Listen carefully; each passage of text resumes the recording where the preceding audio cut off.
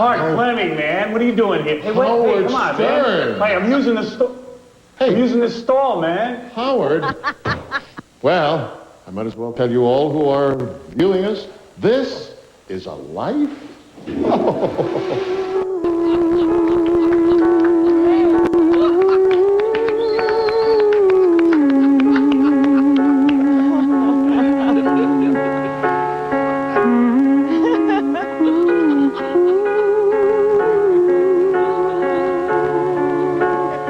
This is a life, Howard Stern, with your host, Art Fleming. Won't you be seated? Hello there, Robin. What a surprise. Can't believe it. Well, good evening, my friends. Tonight, we profile the life of one of the world's most important men, Howard Stern. Howard, tonight, our audience will get to know you through pictures and through people who knew you best. Well, nobody really knows the real me, Art. Wait and see. Howard Stern was born on January 12, 1954, second child to Ben, struggling recording studio engineer, and Ray, his ample-breasted wife. When they arrived at this modest post-war home in Roosevelt, Long Island, they immediately erected a fence with the family S for Stern defiantly emblazoned on the gate, where it remains to this day. Their neighbors remember them well. We moved here in 1967, and the Sterns must have moved out before we moved in. They were living here. They were nice people. They welcomed us. And then they moved. Howard spent many hours in his room with his father's National Geographic magazines, trying to cope with the adolescent hormones that were raging through his bloodstream like a runaway freight train. Young Howard's mind was shaped and molded like gray, sloppy clay behind these walls.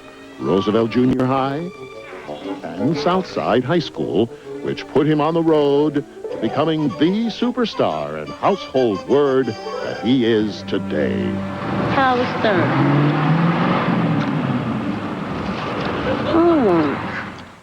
Oh, that threw her.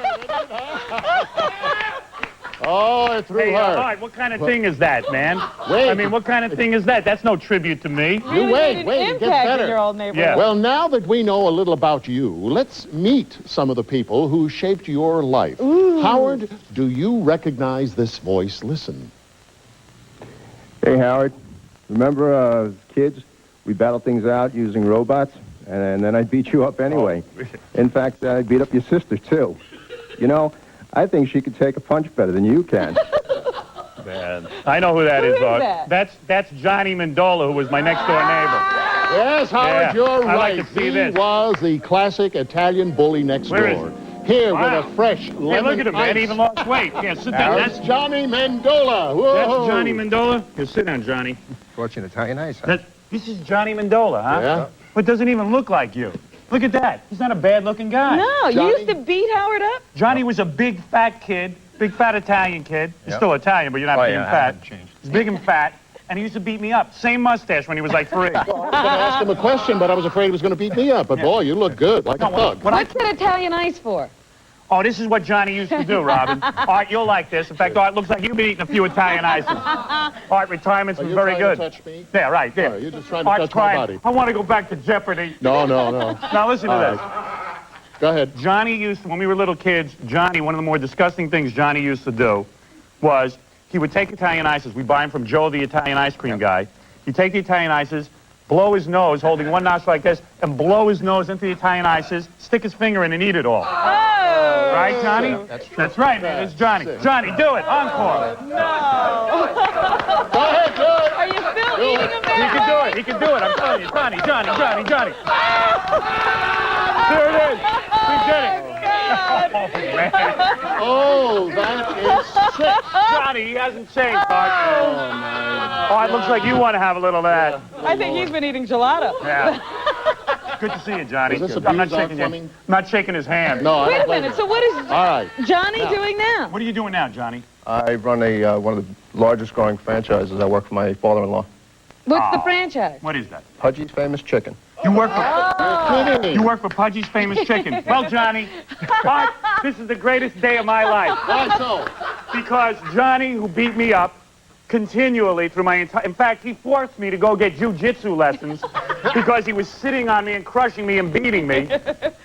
I mean, this guy knows now I am more successful at the game of life. He works for Pudgy's. I have my own TV show and radio show. He's selling bucket o' chicken while you entertain the world. He was beating up on you, now he's beating up on chickens. Well, thank you, Mr. Mendola. Howard, here's another voice from the past. Listen. Listen, Johnny. Stern, take a lap. Hi, Howard. Are you still gangly, goofy, and quiet? I know who this is. Who's this? Well, that's my old gym teacher, Mr. Chestnut. Ah! Yeah, where is he? He's a big black guy. Yes, Mr. Howard. Chestnut, look at that guy. Whoa. Hey, you don't look so big anymore. No, I'm not. Specimen Take you this. are today.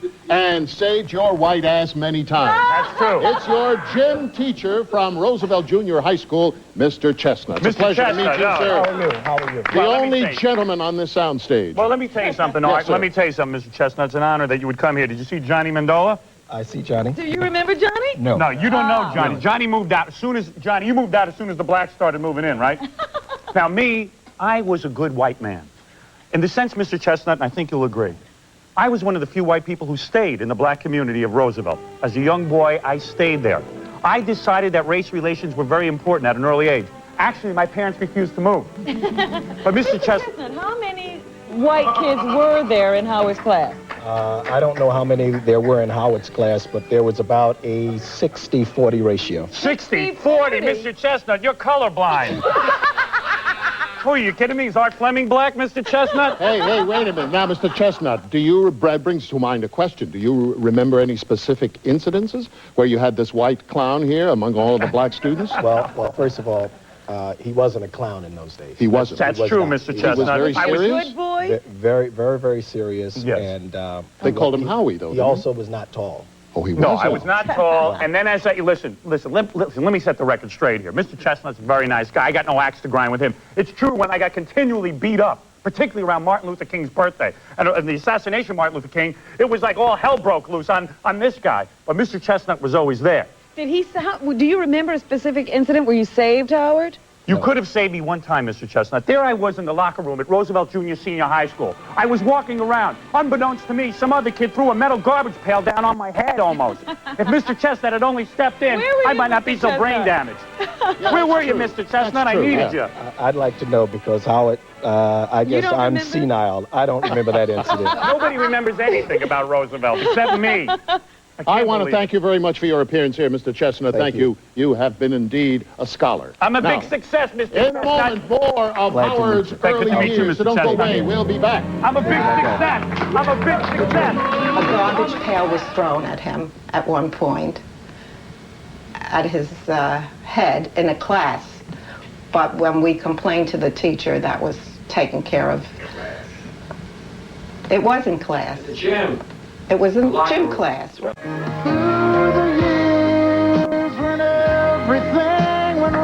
Welcome back to This Is a Life. Hey, Howard, you know, we've dug deep into your past for these next guests. See if you recognize this one.